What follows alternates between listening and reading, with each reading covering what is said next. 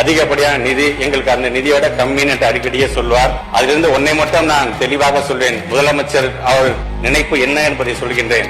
மகனே ஆனாலும் மாநில வளர்ச்சிக்கு பள்ளிக்கூடம் தான் அடித்தளம் அமைக்கப்படும் என்பதற்காகத்தான் 44,042 கோடியை எங்களுடைய துறைக்கு அவர் ஒதுக்கி தந்திருக்கின்றார். அதற்கும் என்னுடைய நன்றிகள்.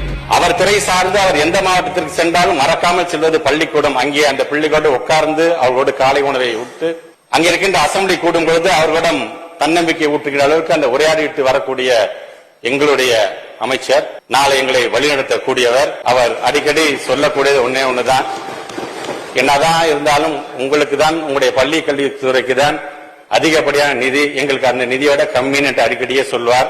அதிலிருந்து ஒன்னை மட்டும் நான் தெளிவாக சொல்வேன். முதலமைச்சர் அவர் நினைப்பு என்ன என்பதை சொல்கின்றேன். மகனே ஆனாலும் மாநில வளர்ச்சிக்கு பள்ளிக்கூடம் தான் அடித்தளம் அமைக்கப்படும் என்பதற்காகத்தான் 44,042 கோடியை எங்களுடைய துறைக்கு அவர் ஒதுக்கி தந்திருக்கின்றார். அதற்கும் என்னுடைய நன்றிகள்.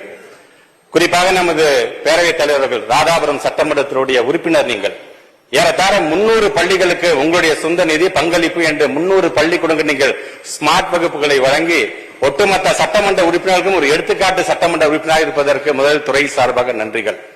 அது மட்டுமல்ல, ஜோன் அளவில், மண்டல அளவில் நான் என்னுடைய ஆய்வுகளை நான் மேற்கொண்டிருக்கிறேன். பிறகு மாவட்ட அளவில் இன்றைக்கு